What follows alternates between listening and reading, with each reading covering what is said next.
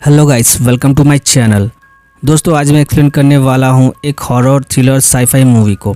दोस्तों, इस मूवी में हम समंदर की गहराई में रहने वाले सबसे खतरनाक मॉन्स्टर को देखेंगे, जो अब तक शायद किसी भी मूवी में नहीं दिखाई गई है। तो चलिए दोस्तों, बिना टाइम वेस्ट किए वीडियो को स्टार्ट करते हैं।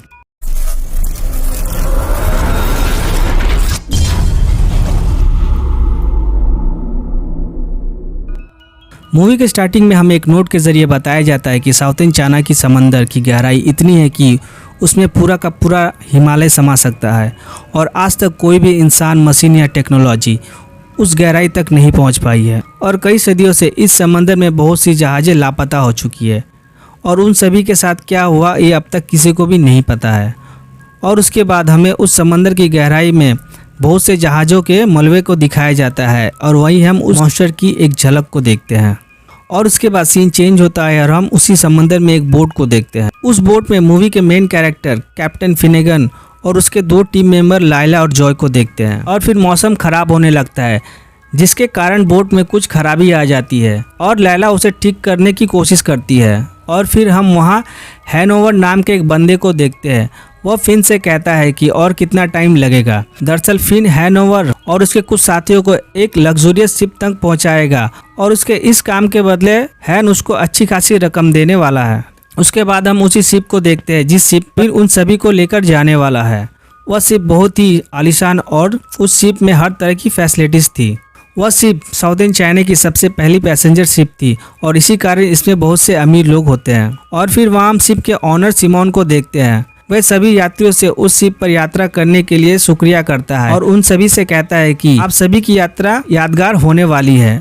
और उसके बाद वे सभी लोग जश्न मनाने लगते हैं। दूसरी तरफ हम उस बोट में हैन के कुछ साथियों को देखते हैं जो आपस में बात कर रहे थे, जिसका फायदा उठाकर जॉय चोरी के मकसद से उसके कार्गो के अंदर चला जाता है और वहाँ रखे एक बॉक्स को खोलता है, जिसके अंदर एक बहुत ही बड़ा मिसाइल को देखता है और वह यह देखकर बहुत ही डर जाता है। और तभी वहाँ हैन का एक साथी वहाँ आकर उसे पकड़ लेता है और वे सभी लोग उसे बहुत ही बुरी तरह से मारते हैं, मगर वहाँ फिनेगन आकर उसे बचा लेता है और उसे अपने साथ ऊपर ले आता है। दूसरी तरफ हम उस शिप में ट्रिलियम नाम की एक लड़की को देखते हैं। वह एक चोर होती है और उस शिप में वह चोरी के मकसद से आई होती है।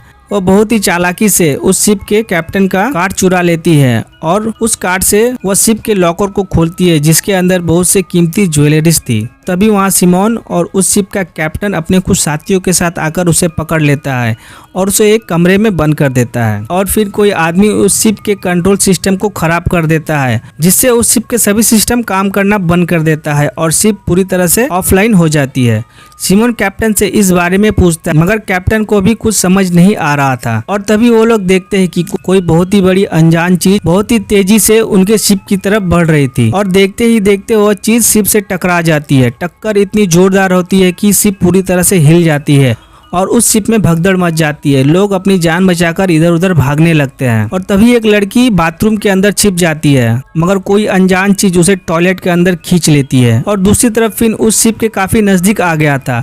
वे सभी लोग बहुत ही मुश्किल से उस शिप तक पहुंचते हैं और फिर हैन और उसका साथी उस शिप के अंदर जाता है और वह फिन और जॉय को भी अपने साथ चलने के लिए कहता है ताकि वो लोग वहां से भाग न सके। वे सभी लोग जब शिप के अंदर जाते हैं तो वहां के नज़ारे को देख कर वो लोग हैरान हो जाते हैं। वह शिप पूरी तरह से तबाह हो चुकी थी और वहाँ चारों तरफ खून ही खून था और उस शिप में एक भी इंसान नहीं था, जो कि वह शिप हजारों लोगों से भरी हुई थी। आखिर वे सभी इंसान कहाँ चले गए? वे सभी लोग उस कमरे के हर एक रूम को चेक करते हैं, मगर वहाँ एक भी इंसान नहीं होता है। और फिर वो लोग दो टीम में बंटकर वहाँ के सभी जगह को चेक करने लगते हैं। और तभी हैन के एक साथी रे को कुछ आवाजें सुनाई देती है। वो उस आवाज का पीछा करता है। थोड़ा आगे जाने पर वह पानी के अंदर कुछ हलचल होते हुए देखता है और जैसे ही उसके करीब जाता है, पानी से कोई चीज निकलकर उसे पानी के अंदर खींच लेती है और उसके खून के छींटे चारों तरफ फैल जाते हैं। सब कुछ इतना जल्दी हुआ कि वो लोग कुछ भी समझ नहीं पा रहे कि रे के साथ आखिर क्या हुआ। और तभी वो क्रिएचर मेमोलिन को भी पकड़ लेता है और उसे भी पानी में खींचकर अपने साथ ले जाता है। यह देखकर उन दोनों के पसीने छूट जाते हैं और वो दोनों अपनी जान बचाकर वहां से भागते हैं, मगर वो क्रिएचर सब कुछ तोड़ता हुआ उन दोनों की तरफ आता है। मगर वो दोनों वहां से भागकर एक कमरे में जाकर दरवाजे को अंदर से बंद कर लेते हैं, जिससे उन दोनों की जान बच जाती है। और दूसरी तरफ लायला उस बोट को ठीक कर रही होती है मगर तभी लाइला को उस बोट के अंदर किसी के होने का एहसास होता है। वह जैसे ही आगे बढ़कर चेक करने जाती है तो वह क्रिएचर उसे भी पानी के अंदर खींच लेता है। दूसरी तरफ हम ट्रिलियम को देखते हैं और दरवाजे के लॉक को खोलकर जैसे ही वहां से निकलती है तो वहां हैन और उसके साथी आ जाते हैं और उसे पकड़ लेते हैं और जहाज के सभी यात्रियों के बारे में पूछते हैं, जिस पर ट्रिलियम कहती है कि मुझे इस बारे में कुछ भी नहीं पता है कि इस शिप के सभी पैसेंजर कहाँ गए। और मौका पाकर ट्रिलियम वहां से भाग जाती है और वह भागते हुए फिन और जॉय के साथ टकरा जाती है। वो दोनों लिफ्ट से ऊपर की तरफ जा रहे थे और जैसे ही लिफ्ट का दरवाजा खुलता है तो वहाँ हैन और उसके साथी होते हैं। हैन फिन से अपने दो साथियों के बारे में पूछता है, जिस पर फिन कहता है कि कोई चीज उसे अपने साथ पानी में खींचकर लेकर चला गया, मगर हैन उसकी बात पर यकीन नहीं करता है। और तभी सिमोन कहता है कि यहाँ कुछ तो है जो लोगों को बहुत ही बेरहमी से मार रहा है। वे सभी लोग लिफ्ट से ऊपर की तरफ जा रहे हैं और तभी लिफ्ट का वायर टूट जाता है और वह लिफ्ट तेजी से नीचे की तरफ जाने लगता है और वह लिफ्ट सीधा ग्राउंड फ्लोर पे जाकर रुकती है और वहाँ के नज़ारे को देखकर उनके पैरों तले जमीन खिसक जाती है। वहाँ चारों तरफ खून ही खून था और वहाँ इंसानों के गले हुए लाशें थी। उन लाशों को देखकर ऐसा लग रहा था मानो जैसे उन सभी को जिंदा ही निगल गया हो, उसकी मांस को खाकर उसकी हड्डियों को बाहर फेंक दिया है। और तभी वहाँ के दरवाजे को तोड़कर कोई चीज अंदर आने की कोशिश करता है। यह देखकर उन सभी के पसीने छूट, साथी का पैर वहाँ के लाश के ऊपर पड़ जाता है। उस आवाज से वो क्रीचर बहुत ही तेजी से उनकी तरफ बढ़ने लगता है। यह देखकर वे सभी लोग वहां से भागकर एक दूसरे कमरे में चले जाते हैं। वे सभी उस शिप से बाहर निकलने के बारे में बात कर रहे थे पर तभी जॉय के ऊपर चिपचिपी सी कोई चीज उसके ऊपर गिरती है। वह जैसे ही ऊपर की तरफ देखता है उसके पीछे एक भयानक मॉन्स्टर होता है। यह देखकर वे सभी लोग बहुत ही ज्यादा डर जाते हैं और उस क्रिएचर पर गोलियां बरसाने लगते हैं, जिससे उस क्रिएचर की बॉडी छन्नी हो जाती है और उसमें से एक आदमी बाहर निकलता है जिसको उस क्रिएचर ने खाया था। इस नज़ारे को देखकर उन सभी की सांसें रुक जाती है क्योंकि उस आदमी की आधी बॉडी पूरी तरह से गल चुकी थी मगर वो आदमी अभी भी जिंदा था। यह नज़ारा देखने में बहुत ही भयानक था और वो आदमी वहीं तड़प तड़प कर मारा जाता है। इस नज़ारे को देखकर वे सभी लोग उस क्रिएचर को गोलियों से भून देता है, जिस पर वो क्रिएचर वहां से भाग जाता है। वे सभी लोग अपनी जान बचाकर वहां से भागते हैं, जहां फिन और ट्रिलियम उन सभी से अलग हो जाते हैं और तभी वो क्रिएचर वहां आ जाता है और यहाँ हम पहली बार उस क्रिएचर को देखते हैं जो देखने में बहुत ही भयानक था। वो क्रिएचर फिन को खाने के लिए जैसे ही अपना मुंह खोलता है तभी ट्रिलियम अपनी गन से शूट करके उसको वहां से भगा देती है। दूसरी तरफ वो क्रिएचर कैप्टन को भी पकड़ लिया था और वह क्रिएचर नीचे की तरफ उसे खींच रहा था और तभी वहाँ फिन और ट्रिलियम आ जाती है और वह दोनों कैप्टन को बचाने की कोशिश करते हैं मगर वो क्रिएचर कैप्टन को उनके सामने ही जिंदा निकल जाता है। वे सभी लोग उस क्रिएचर पर गोलियां चलाते हैं मगर वो क्रिएचर वहां से भाग जाता है। सिमोन उन सभी को उस क्रिएचर के बारे में बतलाता है कि यह क्रिएचर का नाम ऑक्टोपस है और वह किसी भी जीव को नहीं छोड़ता है। वो अपने टेंटिकल से किसी भी जीव को आसानी से पकड़ लेता है। ये तो उस क्रिएचर का हाथ पैर है। असल में वो मॉन्स्टर इतना बड़ा होता है कि वह इस पूरे शिप को एक बार में निगल जाएगा। सिमोन कहता है कि हमें जल्द से जल्द इस शिप से भागना होगा वरना हम सभी लोग मारे जाएंगे।